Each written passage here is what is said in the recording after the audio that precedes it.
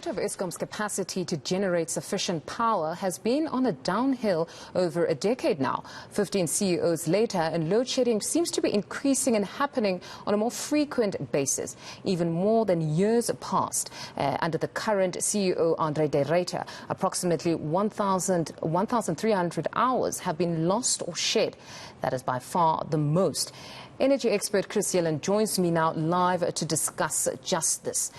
Chris, thank you very much for your time. Very disturbing that we still have load shedding we're going to have load shedding from now until Saturday. But as many analysts have come and sat here with us, they've said that this is actually a reality for the next 5 years to come, if not more. What's your take on this? Well, that's absolutely correct. We're going to have load shedding long after Saturday. Not necessarily continuously, but intermittently, and it looks like increasingly. The problem really is that the old generation plant, the old coal-fired plant, is getting older year by year and is performing worse year by year, which is normal. What should be happening, of course, is that the old end-of-life coal-fired power should be replaced by, on an ongoing basis, by new generation capacity coming on stream that performs like new generation capacity with a high availability. But the problem there is that the new generation capacity that Eskom have been building, that is Medupi and Kusile, is coming on late and coming on too slowly. And that which is coming on is performing like old plant. So it's not helping to bring the average energy availability factor up. And in fact, Kusile power station, which is running very late, is only half completed. And those that have been coming on stream have an availability of something like 35%, which is significantly lower than the very worst power stations in the Eskom fleet. So, in fact, it's dragging the energy availability factor down and not bringing it up. And essentially, bring on new generation capacity.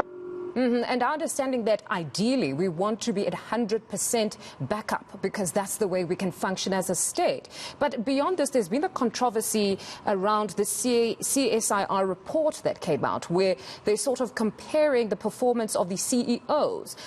What do you make of such a report? Is it honestly fair to look at perhaps the performance of the very last one, or we need to take a different approach because if we're talking here of aging equipment, it cannot solely be attributed to the last guy there, but it goes back?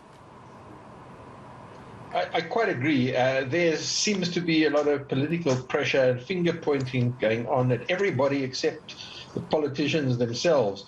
So to point fingers at the current CEO is absolutely absurd. These problems have been a decade or more in the making. The current CEO, I have not the slightest doubt, is doing everything physically possible within his capability to address these issues.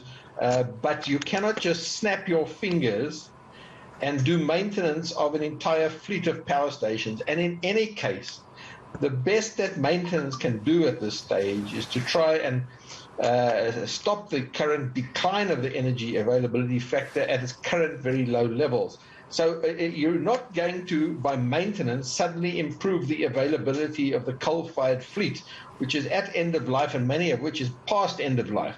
To solve this problem, you need to bring on new generation capacity, and that is outside of Eskom's control, other than, of course, Medupi and Kusile. But remember, Medupi and Kusile are also problems decade in the making. The orders were placed in 2008. They should have been completed in 2014, 2015, and had they been done, we wouldn't have load shedding today. But because they performed so badly, because they've been poorly designed and poorly executed, we have the current problem. So it's completely absurd. And to blame and point fingers at people, that are doing their best to solve the problem that has been a decade or more in the creation. And of course, new generation capacity beyond Medupi and Kusile is outside of Eskom's hands. It's in the Department of Mineral Resources and Energy. Our Minister of Energy needs to take accountability for the fact that the public procurements of new generation capacity have been massively delayed. And we are facing the consequences now that they're not going to come on stream, at least for the next 3 years. And we understand there's now some sort of conflict or a dispute between Eskom and Tenova Mining, which could also lead to even further delays. Yeah, so there's this contractual dispute, which means that Tenova Mining, I'm told, is holding back its services on conveyor work at Kusile Power Station. Look, Kusile Power Station is running so late. It's only due to be completed at the end of 2023. It's only half completed at the moment. And that which has been completed is performing extremely poorly with an energy availability factor of some 35%, which is worse than the very worst of the old power stations at Eskom. So I'm not sure that the problems with Tenova are going to make a hell of a lot of difference. But nevertheless, it means that work on these conveyors at Kusile are being delayed, at least for the time being, until these contractual issues are resolved. And we just understand now that, in fact, Eskom has announced stage 4. I mean, your reaction to that? I mean, it's really going to get a lot of South Africans even more upset at this point. Can we really get a hold of the issues at Eskom? You know, the issues at Eskom have been building for the last decade, and as I said before, and it's going to, you know, if you neglect the problem for a long, long time, it's going to take time to get out of this. We need to do the right thing for a long time. We need to start replacing the old fleet with new generation capacity that performs like new plant should. Not new plant that performs like old plant. And we know that the new public procurement processes are not going to come on stream for the next 3 years, at least. So, in the meantime, we have a problem, and how to deal with that problem is to encourage and enable and incentivize the private sector to do self-generation, distributed generation, embedded generation, to generate electricity, to wheel power through the grid, to relieve Eskom of a burden that it's currently unable to meet. And that is the only solution in the short term, and we need to get on with it fast. But then now with all of this, where we cannot get our house in order, at least Eskom cannot, we then have the whole conversation of a just transition to clean energy. Are we really in a position to be talking about this just transition now when we've got so many issues around Eskom and we know the price tag of moving to cleaner energy such as nuclear? Look, we are going to have to replace 22,000 megawatts of old coal-fired power by 2035.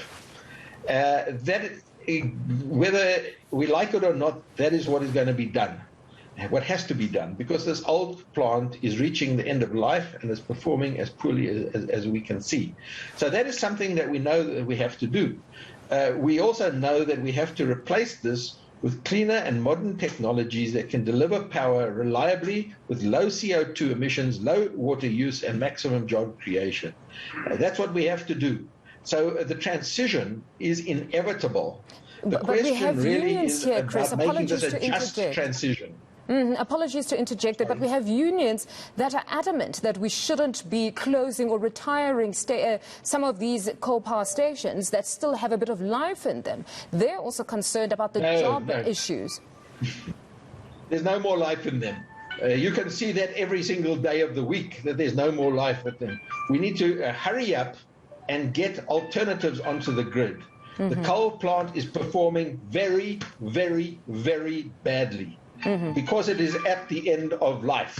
And any suggestion that we should continue with this poorly performing old plant is just living in another world. What we need to do is get on with replacing this old plant with new plant. That is the problem. No amount of maintenance is going to fix this problem.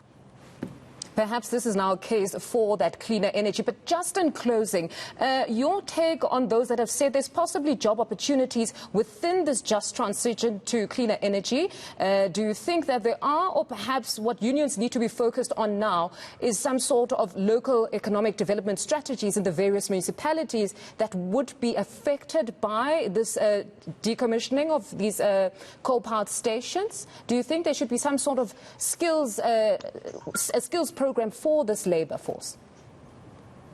Absolutely, and that is exactly what the just energy transition is all about. It's about a reindustrialization of the old dying coal mining areas of Mpumalanga. As we transition ahead, we need to retrain, reskill people to be ready for the new economy. and not the old economy which is passing.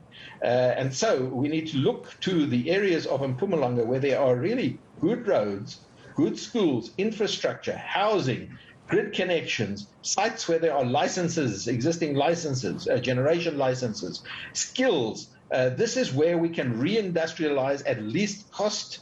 And of course, by doing this, we will avoid very painful wounds, socio-economic and political wounds in the side of South Africa that if we do not address properly will come back to haunt us. Mm-hmm. So this is an ideal opportunity. We know we have to make the transition, but we should do this in a carefully planned way that is a just transition to make sure that we do not have these social, economic and political wounds in our side. Mm-hmm. No, thank you very much, Chris. That's energy expert Chris Yelland talking to us there on the persistent load shedding. We do know that we just received news that we're now officially on stage 4.